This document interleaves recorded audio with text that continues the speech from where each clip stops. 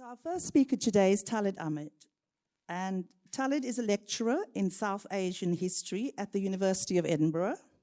She's the author of Mohandas Gandhi, Experiments in Civil Disobedience, Pluto Press, 2019.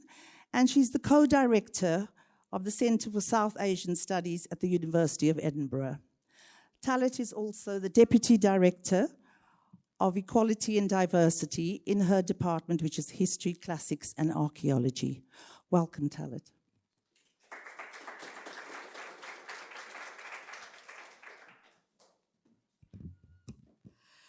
Okay, thank you, Moira. I suppose I really want to begin. It's quite interesting because the session's on Islamophobia and Muslim identities. And just over this last week, we had an all-party group of MPs finally agree upon a definition of what is Islamophobia. And they said that Islamophobia is rooted in racism and is a type of racism that targets expressions of Muslimness or perceived Muslimness. I mean, in many respects, it's quite welcome because at least there's a recognition on the part of the political elite in Britain that there is such a thing as Islamophobia, that there is such a thing as anti-Muslim racism. It isn't just a figment of the imagination of Muslims, and it can't just be described as being just another form of hate crime, that this is actually something quite specific. I suppose it's also not surprising that in the same week, this definition has come under attack by the National Police Chiefs Council, who said, we are concerned that the definition is too broad as currently drafted, and that it could cause confusion for officers enforcing it, and it could be used to challenge legitimate free speech on the historical or theological actions of Islamic states. There is also a risk that it could also undermine counter-terrorism powers which seek to tackle extremism or prevent terrorism. So in other words, making it very clear that as far as they're concerned, any attempt by the powers that be to get to grips with what is a very real form of discrimination against Muslims is somehow completely counterproductive because that's going to prevent the police from basically harassing Muslims on the streets. And it's really quite interesting because, you know, for all those that want to try and deny that there is such a thing as Islamophobia in our society, you have to look very, very simply at just the whole world of examples. So I'm just going to give a few of them. There's a book that's come out which describes Islam as being expansionist, intolerant, and a totalitarian ideology. And it argues that Muslims cannot coexist peacefully in a multicultural, Western, free, or liberal society. And this is a book which is called Understand Islam in Under an Hour. And this little ditty has been penned and has been promoted by followers of Tommy Robinson and the far right.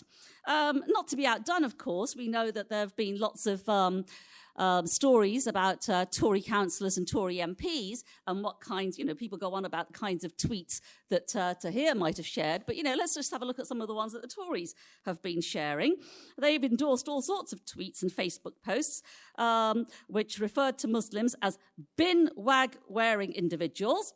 And it calls for the cult of Islam to be banned and the Quran as being branded as an evil book.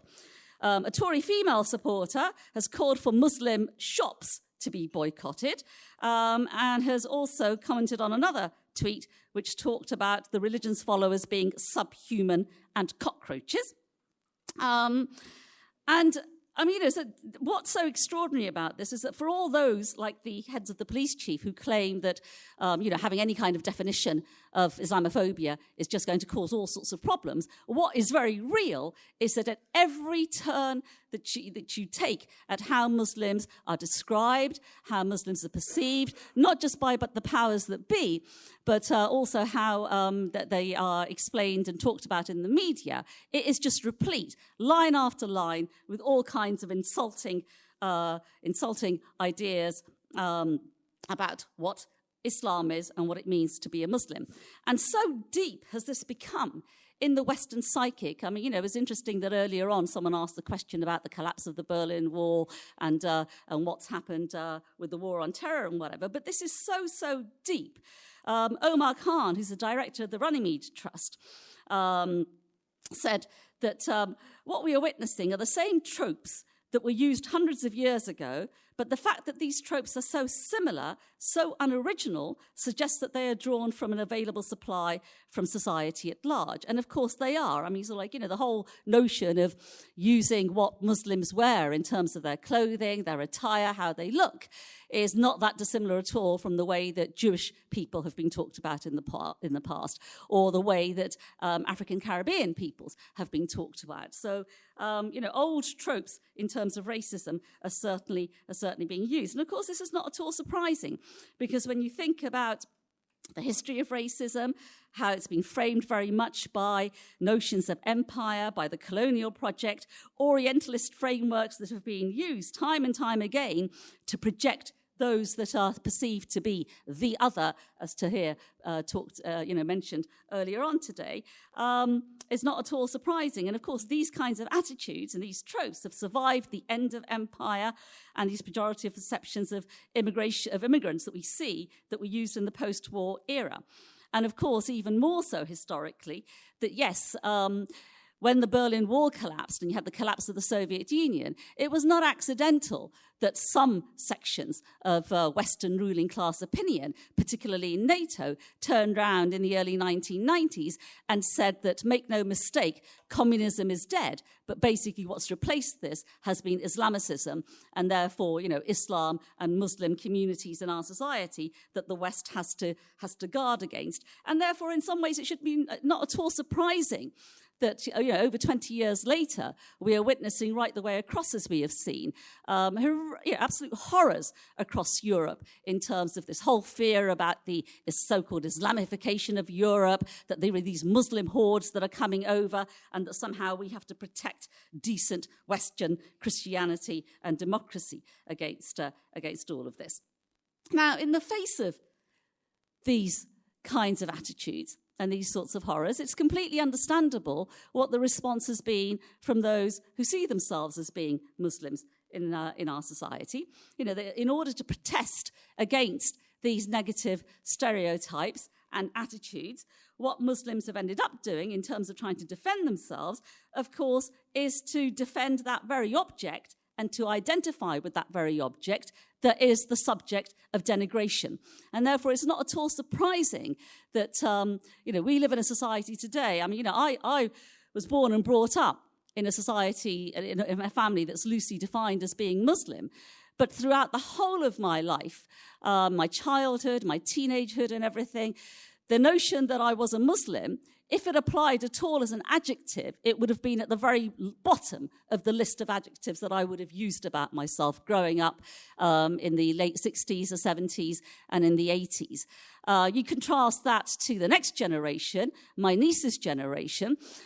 She will use, perhaps being woman first, but certainly Muslim will come very, very close next to that, and it may even be interchangeable with her saying, well, I'm a Muslim woman.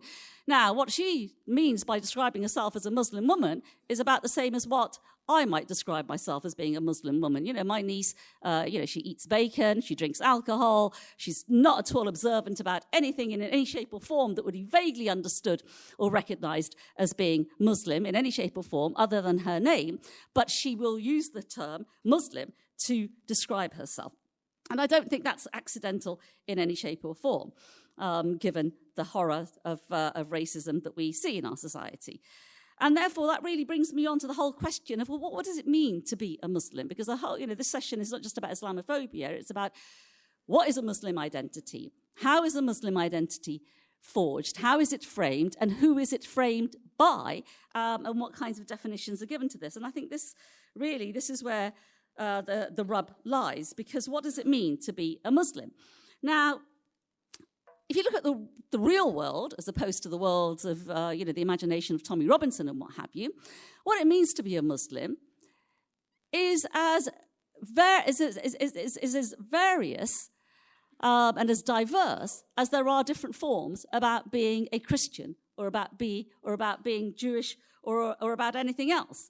There's a quotation, which is that Islam provides a multitude of forms, structures, doctrines, schools, and social actors which are too complex and intricate to confine within a holistic essence. And that's absolutely true. You think about the kinds of religious practices of what people might associate with being Islam, there's an enormous variety over all of this. When it comes to those who describe themselves as being Muslim, one end, you do have very puritanical, very strict definitions emanating out of a particular interpretation of Islam in terms of Wahhabism, in terms of Salafist traditions, which have a very set criteria of what they think it means to be a Muslim. So, you can't have any expressions of imagery at all, because that's being seen as being idolatry. But they're also against the use of music. They're against forms of dancing, or any dance at all is completely prohibited.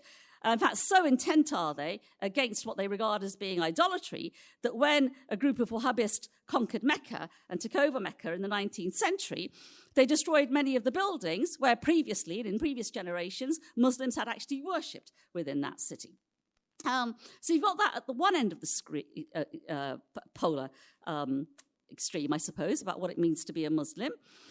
But for most people that describe themselves as being Muslim, a huge section of the population come from a South Asian background, particularly in Britain, it's very interesting because the majority of Muslims are Sunnis, and even there's a huge variety, but the majority of Muslims actually do use music, they do dance, they do sing, and not only that, but they also revere other human beings as saints. They worship at the shrines of various saints all the way across different parts of the world, whether it's in Turkey, whether it's in the Middle East, and particularly in the part of the world, my parents came from India.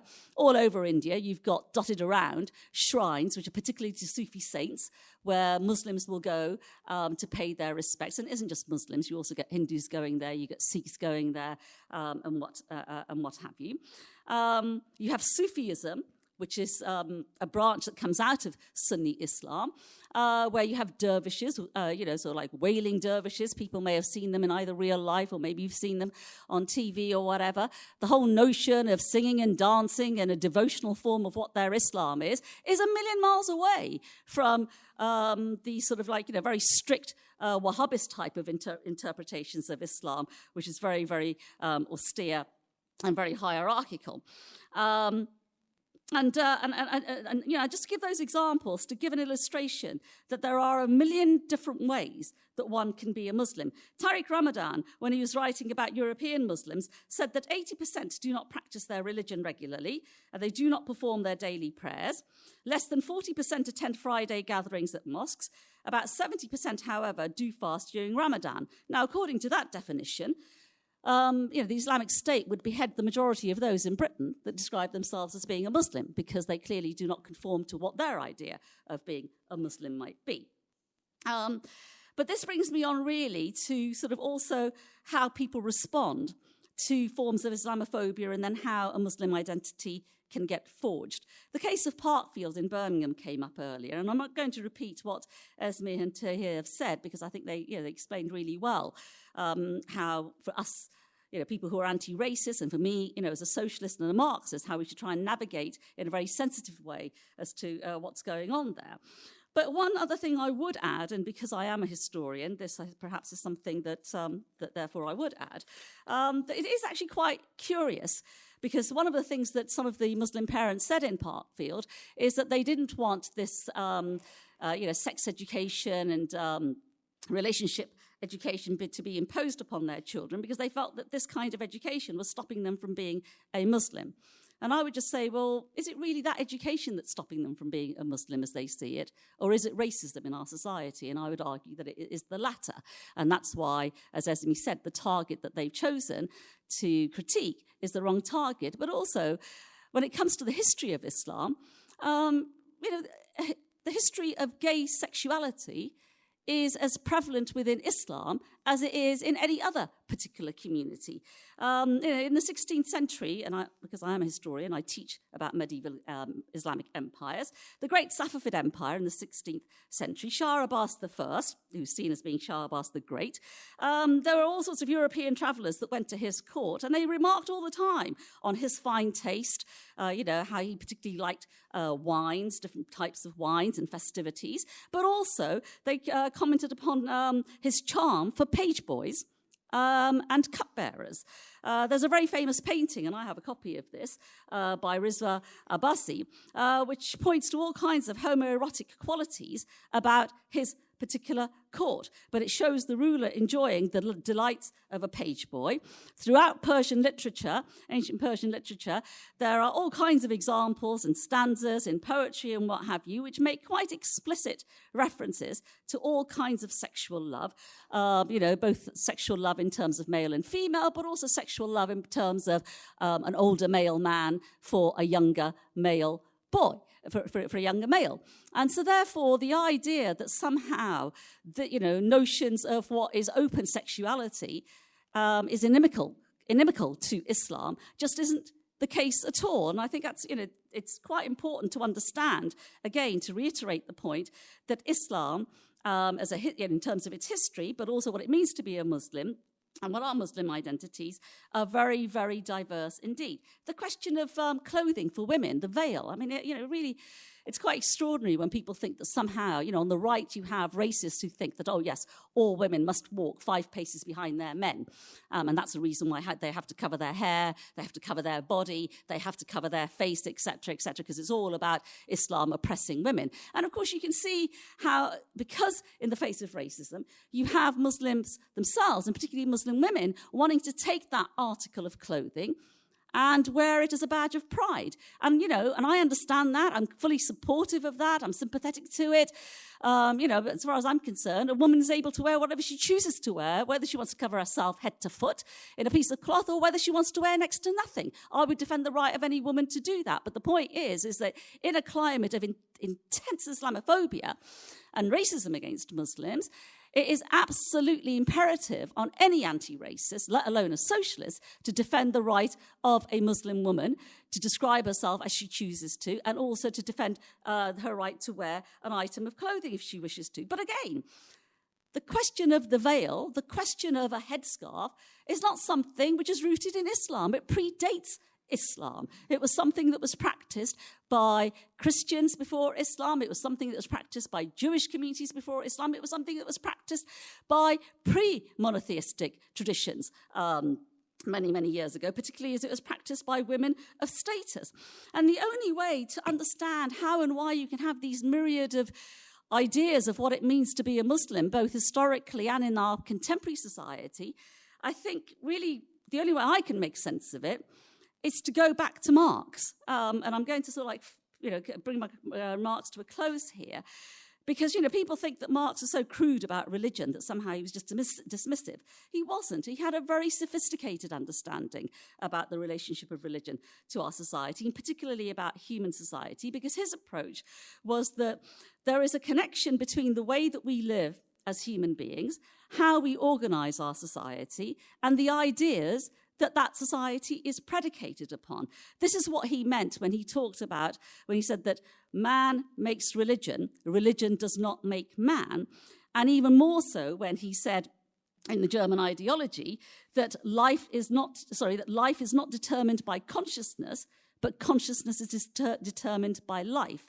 In other words, to try and understand that it's the very concrete reality of the world that we live in, the concrete reality of what we find ourselves in, which is such an intense, bordering on complete and utter hysterical hatred of what it means to be a Muslim, of Islam as a way of life, as of a religion, of a community, etc., etc. That is the concrete reality that Muslim people are finding themselves in today.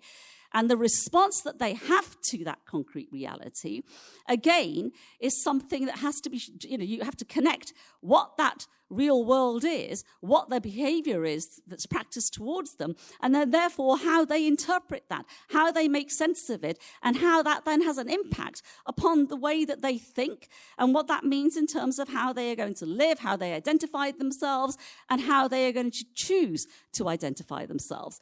Because unless you understand it that way round, you end up mirroring, and this is, again, one of the pitfalls of identity politics, you can end up mirroring what the racists do about what it means to be a Muslim, that somehow it's something which is a static entity that's, that has just been preserved in aspic and is unchanging, is totally and utterly fixed, etc. And that is not true at all. A very cursory look at the history of Islam as a religion, but also a very cursory look at any society, even in our own world, in terms of what it means to be a Muslim, will demonstrate very, very clearly that there is a tremendous level of variety, and it's only by looking at that variety and attempting to understand it historically can we understand that, Islam is very fluid. What it means to be a Muslim is very fluid, and that is a good thing. But what is absolutely imperative is that when it comes to racism, there is no truck with racism, and we start from the basis of understanding that Islamophobia exists,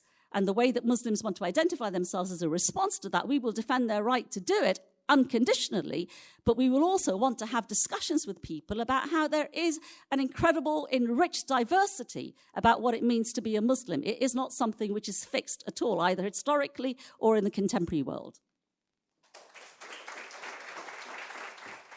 Thank you, Talat. Our next speaker spoke in the first session, so some of you who were here in the first session would have been introduced to him, but I'll introduce him again. It's Tahir Abbas, and Tahir works at the London University teaching security studies.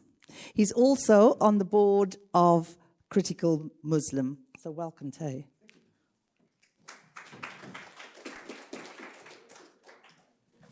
Well, thank you again. Good afternoon, folks. I don't want to take too much of your time because I did get the honor of being able to address the full group earlier. But I just want to add to what has been presented already in relation to this concept and how we should understand and deal with it. So Islamophobia, just to confirm, is racism. It has all the characteristics of racism.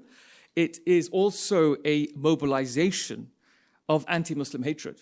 So it's not static. It grows, it develops, it morphs depending on opportunity structures. And in that context, we have Islamophobia, which is structural, cultural, institutional, and systemic. So structural in the sense of our education, employment, housing, health outcomes. We just look at the patterns, look at the groups who are affected by the problems faced within those sectors. And it is a function of poverty, disadvantage. Half of all British Muslims live in 20% of the poorest regions of the country. So that lack of mobility, being trapped in inner city, declining spaces with limited resources, is an issue of the structural reality of anti-Muslim racism at some level. But of course, we know that there is a spectrum of outcome with regards to mobility. So there are the upwardly mobile Muslims who are projecting a different kind of Muslimness, often in opposition to those left behind Muslims, as it were. Now, this is interesting in terms of framing. Now, the APPG worked hard. I contributed to it. I gave oral evidence and I wrote about it. And yet there is still huge resistance. The Labour Party, the Greens, the Mayor of London, various boroughs of London have all adopted it. But obviously, the Tory party are doing everything in their power not to. And that's obviously a reflection of many different things going on. The fact of the accusations of Islamophobia that are not being addressed, although there are interesting leaks going on at the moment around other complaints that have just been ignored. And obviously the attempt to try and reinvent Islamophobia by the Tory party in terms of, actually, we don't like your definition, we'll define it ourselves and find our own experts. We just won't ignore, or we'll just completely ignore the fact that you spoke to 800 organizations and individuals and spent all this time engaging with communities to establish it. And so this leads to this denial of Islamophobia that is, again, institutional, structural, cultural. And the Commission for Countering Extremism is also embroiled in this space, where Islamophobia, which We know from our understanding of the problems of radicalization, when we talk to young people who are affected by these issues, that Islamophobia is real. And actually, if you look at the Twitter campaigns of Islamic State, they use Islamophobic sentiment to lure people in and then to take them over the edge through ideology. Islamophobia is a recruiting sergeant for the radicalizing forces that take our vulnerable young people and do with them what they do. So there are these concerns. Now, it's also interesting when we think about social research. Now, this is what I do on a daily basis. And it's interesting that over the last 20 years, we know everything about Muslims. We know where they live. We know where they work. We know what they eat. We know what television they watch. We know what they wear. And yet, for some reason, we still find Muslims a mystery.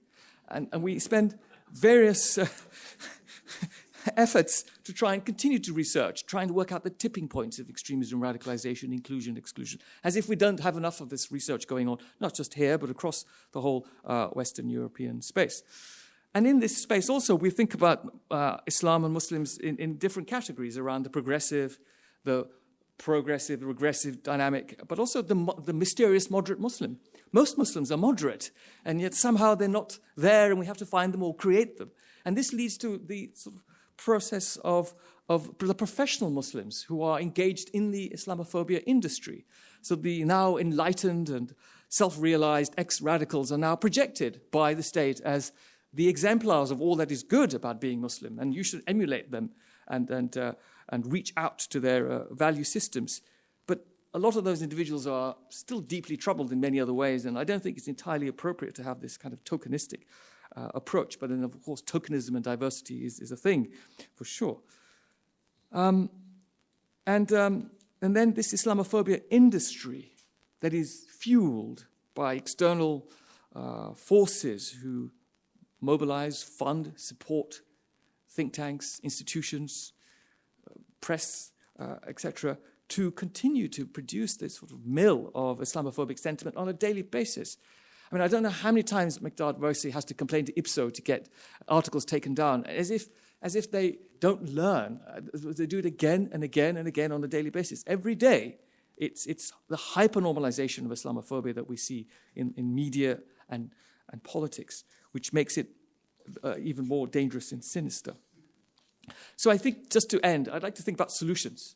And I think the challenge here is the need to reclaim these concepts. You know, who defines what it is to be the Muslim is not being done often by Muslims themselves. It's done by external forces and interests who would wish to shape a certain type of Muslimness in a way that is seen as acceptable or normalized. But that is obviously problematic because it takes attention away from agency, and as well as the fact that there are internal struggles that need to be had. Also, this idea of Islamophobia. Now, the Islamophobes would want to suggest that Islamophobia is deeply problematic because the idea of a phobia is an irrational fear. Maybe we should be fearful of a religion that is violent and problematic and regressive, is what these Islamophobes would argue. But Islamophobia is not necessarily about the idea of the religion or the people who follow it. It's a much wider, overarching concept that has various different layers of meaning and application. And that's why it's going to take a great deal of effort for Muslims to own it so that they can engage with it in systematic terms. And finally, this notion of radicalization. It's good to be radical. It's healthy. It helps build change and introduces change into societal mechanisms. And I think that's also important. And that's why Talat was observing that young Muslims identify themselves as Muslims as a way to resist, as a way to mobilize their identities against the oppressive systems that keep them in check, as it were. And that's nothing problematic. That's nothing unhealthy about young people growing up and becoming self-aware. But it's also reflecting the nature of some of the deep challenges out there. And I think there's still a long way to go to get to move forward with various necessary steps here. And I think a lot of it is about communities reaching out to each other much more. Often what we forget is that Muslims are often much more divided within than they are without. And we don't talk to each other, because somebody's trouser length is too low or too high. And it goes on and on and on. And it's deeply problematic. And we need to rise above it to succeed. Thank you. Thank you, Tahir. Our next speaker is Hassan Mahamdallie, who's a playwright, author, and deputy editor of Critical Muslim. Hassan works as a campaigning journalist. He's covered in major events such as the Stephen Lawrence Inquiry, state injustices, and Black Deaths in Custody. And he was a senior strategist in the Arts Council in England for 9 years. Welcome, Hassan.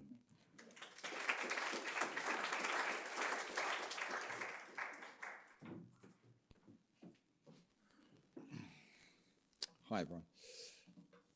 Okay, I want to take a slight historical diversion, if I may, just to tease out some of these ideas in a context of a particular period in time, which is the 80s and 90s in the north of England.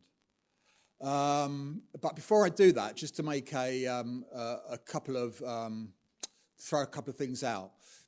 One is, I mean, as Esme said, I think she's absolutely right, is that our identities are largely imposed upon us. And that's because there are powerful forces in society who can clearly do that. As Talat said, 30 years ago, you might have thought yourself as being an Asian or a South Asian or even politically black, as Balvinder said in the previous session. But largely, our identities are imposed upon us by the societies in which we live. Now, having said that, I think it's also true that when our identity is imposed upon you, you instinctively try and take some kind of control over it. You try and find an aspect of it by which you can turn a positive into a negative. And you can see that from the history of struggles over the ages. That notion of trying to find something which is imposed upon you, which doesn't really belong to you, trying to find some element within it by which you can identify with and which somehow pushes you forward. And for me, that's a notion of self-consciousness, the idea that I kind of know who I am. And until, in one sense, I mean, Alex is not in the room, so I can mash Hegel here and the master-slave dialectic, until you know, in some senses, and you have some control over who you are, or you find some way of controlling who you are and projecting that on the world, you can't really move to change the world around you. And I'll give you one personal example of this. My father was an Indian Muslim from Trinidad in the Caribbean who came here in the 1950s. And when I look back on his life, I can see he brought all those things with him from the Caribbean, being Trinidadian, culture and history, being an Indian of indentured labour. His father was an indentured labourer. His father was also an imam, also being a cane cutter, coming from that kind of background. And then coming here and trying to forge a new life here. And I can see now that he tried to construct over his life an identity by which he could feel a sense of belonging here. And I think that was very important for him. But I think it was an incredibly difficult task because of racism and inequality that existed in society in that time. We're talking about the Windrush generation. And I can see now it is also a very fragile identity. And so, for example, towards the end of his life, after 9/11, he could see the rise in Islamophobia, which I think he was completely mystified and completely caught off guard by it. He did consider himself a Muslim. He said to me, what they've done is they've turned me into an immigrant again. And I think I can take from that, in one sense, that carefully constructed but very fragile identity had been completely negated. And he felt completely awash at sea in a society which he no longer had any connection to or understood, no longer understood him in one sense. And that's why identity, I think, that notion of trying to take charge of an identity imposed upon you is a prerequisite. Now, that doesn't mean that it necessarily leads in a progressive direction. I believe that is dictated to or influenced by the struggles which are going on in the world in which you exist. So, I mean, let's talk about the notion of black pride. For W.E.B. Du Bois, black pride meant trying to reclaim the humanity of the African American in early 20th century USA. Black pride for Marcus Garvey meant something else. It meant a connection to Africa, having pride in yourself, the notion that you could build yourself and your black African Americans could build themselves, had some kind of pride, some kind of agency in their life. The Back to Africa was a kind of utopian end to that, but nonetheless, actually, Marcus Garvey is very influential in terms of laying the seeds, I think, for the civil rights movement that came later. And then if you look at Stokely Carmichael and people like that, black pride for them meant something completely different again. Actually, in terms of the civil rights movement, black pride meant actually it was a revolutionary statement. It was an internationalist statement. The notion actually you were connected to a wider black Pan-Africanist community, anti-colonial community across the world. So you can see that black pride meant different things at different times in the United States of America. Nonetheless, in all those instances, the notion of having pride in yourself was a prerequisite for you moving into action to try and change things around you. Whatever the direction that change was, and the concept of that change, I think is we can take a view on. So that's the first thing I want to say. The second thing I want to say is that if you look in the 80s and 90s in the north of England, you can see the way in which, if you like, Muslim struggles are part of the train of wider struggles going on in society. And either the success or the failure of those struggles impacts upon the Muslim community and upon their identity and how they see themselves. So, if and I think the north of England is very important that we look at that, because actually us down in London, to be honest, as Muslims, we have a very, very different experience. I think those were communities that were very much under siege in the 1980s and 1990s.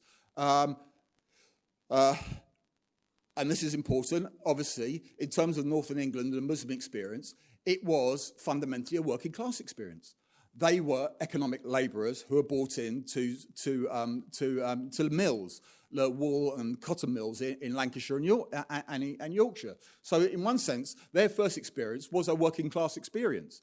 It was also an experience of extreme hostile racism as well, but nonetheless, it was a working class experience. And I kind of despair of the fact that in the academia around Muslims, there's thousands of papers you can read about every aspect of Islamophobia and Muslim life, whatever. No one talks about the working class experience or the working class lens of Muslims in Britain, who are not only part of the working class, but actually the poorest part of the working class in a lot of respects, although there is a small growing middle class. But no one, and I wish that sometimes they would cover some of that history as well, or that way of looking at Muslims and their relationship to British society. Now, 30 years ago, there a man called Roger Scruton, you might have heard of him, edited a particularly vicious and nasty ultra-right-wing rag called the Salisbury Review. It pretended to be a highbrow, but really it was a scurrilous, racist rag. Scruton edited it, and he began to get letters from this man called Ray Hanniford, who was a school teacher in Bradford, who had set himself against the parents in the school in which he was the headmaster, the secondary school. The vast majority of the children were from Pakistani origin, and he decided that basically Islam and their Muslim culture, the culture that they brought with them, was incompatible with Western society, that multiculturalism was dead, and that really what we needed, what we call now, was a muscular liberalism to bring these people into British society. In other words, they had to be their Muslimness had to be eradicated from them, and they had to be taught, had to be assimilated into being a fine, upstanding English gentleman like Roger Scruton or Ray Hanniford himself. Not a very good role model, I would say, to follow. And that was a massive assault, actually, on the Pakistani populations in north of England in terms of the school system. There was also early attempts to ban hijab in that period of time. Nothing new, And actually, that was set against the context of the mill closures in the north of England. Mostly male workforce being thrown out of work, they become very impoverished communities. You know, the mills were shut down by Margaret Thatcher. The miners' strike, in one sense, allowed the defeat of the miners allowed Thatcher to run rampant over the whole north of England, closing down steelworks, coal mines, mills, and so on and so forth. You know, that was a very a hostile time, and a time when, if you like, class struggle was certainly on the defensive, and they were part of the class. Those Pakistanis in the north of England. And the immediate reaction to what Ray Hungerford and others who piled in behind him was a demand for separate schools. In other words, they felt that actually they couldn't, the system didn't want them, was hostile to them. The system said you can only exist within the system, your children can only be educated if they forego their Muslim identity. That's the only way you will be taught, right? I think it has echoes of Parkfield in one sense, that notion of actually, in front of a hostile force, the notion of retreating. And that set up a whole separate schools movement, the Al-Zakir School in Dewsbury and places like that. It's no coincidence that it happened there. And then, of course, on the back of, if you like, a wider retreat of the working class, on the back of the impoverishment and hostility towards Muslims, you had the whole Rushdie affair around satanic verses. And I see it in one sense, in terms of the leadership of the Rushdie affair, the people who are for banning of satanic verses, imams and so on and so forth, the organisations in the north of England. In one sense, it was an attempt to try and bring Muslim youth back into the community. In one sense, they used the Rushdie affair to kind of discipline Muslim youth who've been actually lost their connection with the mosque, didn't feel it was anything part of them. It's an intergenerational thing, and the religious the imams in the north of England tried to use Rushdie to bring those youth back into the fold. And to be honest, it wasn't until the anti-war movement that those politics began to change. And they could see a way forward, which was about unifying with other groups in society. But at that time, I think the whole Rushdie affair consolidated the hold of the imams. Now, it's quite interesting, actually, in terms of changing Muslim identities. Actually, it was very quickly after the Rushdie affair was at its height, and all the furore around that, and calling the Muslim community Nazis and book burners and primitive and whatever it might be. It was quite quick after that, actually, that there were beginning of political Muslim youth movements. So I have a magazine here, for example, from 1990, edited by a man Fuad Nahdi, who was inspired by sort of Sufi politics from the United States of America, called Muslim Wise. And if you look on the front of it, it's got a picture of Malcolm X, and it says, by any halal means necessary. And very interesting enough, I mean, it's got a whole load of articles. You can look at it afterwards. But the essential article, The Life of Malcolm X, although it concentrates, and it's not a bad thing, actually, on Malcolm X's latter years and his trip to Mecca, and the notion that he found that he changed his view in relation to white people because of the whole diversity of people who are going to Mecca to the Hajj and so on and so forth. Actually, it does have a lot of his radical content within it. And so there you can see a notion of trying to merge a young Muslim identity, which had been kind of imposed upon them through Hungerford, through Rushdie and so on and so forth, and the reaction to it and so on and so forth, into something which was trying to change themselves and change the world around them. I would say in basically a positive way. Trying to say, and I think in one sense it lay in a tradition of the anti-racist movement. It's very interesting. If you look at the American, I'll finish on this. If you look at the American experience, there's people like Amina Wadud, for example, in America, who is a very prominent Muslim activist in America. She clearly bases her Muslim political identity on the civil rights movement. You can hear it in the language. You can, whatever. If you look at, if you look over here, to be honest, I think the political Muslim movement was at least given the space by the anti-racist movement of the 1970s. but through which to operate.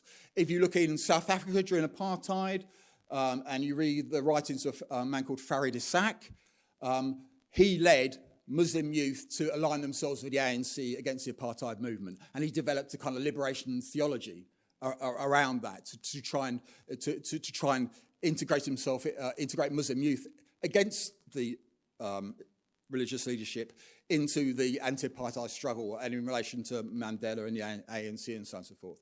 So, I guess what I'm saying to conclude is that identity in itself, having some kind of self-consciousness of who you are, is a prerequisite of moving forward. What direction you move forward, I think, depends upon the forces which are around you, and also the invitation to you that's been made by other forces in society. I mean, it's very interesting. In the 1980s, I lived in Rochdale in Lancashire, a very poor town where all the mills had closed down. And in the late 1980s, of course, there's the anti-poll tax movement. Now, the anti-poll tax movement was basically a tax on every member of the household. That was why it was so outrageous in one sense, a replacement for council tax. Thatcher fell because of it, because of the anti-poll tax movement. But I remember in Rochdale, I was organising the anti-poll tax union. We had our stall out on a Saturday. And the local imam from the local mosque came to me, and he said, I want to do something against the poll tax, because it's disproportionately hitting my congregation, who tend to have large families and tend to be very poor. And so we came into some kind of alliance together, and we used to have anti-poll tax demonstrations through Rochdale, but we should say, down with the poll tax, Allahu Akbar, And even, if you like, a conservative, Pakistani, madrasa-educated imam like him actually was being forced somehow to represent his congregation by moving into some kind of political alliance with the anti-poll tax union and the far left. The one thing I didn't do, which much of the Islamophobic left in this country seems to do, is I didn't put any kind of prerequisites on him. I didn't say, well, what is your position on Voltaire and Spinoza? Before. And actually, I could do that because of the tradition of the ISJ and the people here today. So this question of a changing Muslim identity, I think, is extremely important. I'll end on this. One thing, I wish someone would write a paper on the involvement of young Muslims in the Corbynista movement. I think it's very interesting. I think it's disproportionate. I think it's very, very radical. And it's opening them up to all the kind of issues around Corbyn, the environment, poverty, food banks, radical ideas in general, changing the world and so on and so forth. I've spotted it on social media, those young Muslim voices in the heart of Corbyn's movement. And I think that's another development which I think you can only see in relation to the class terrain, as you could see in the 1980s and the 1990s, and then the 2000s with the anti-war movement.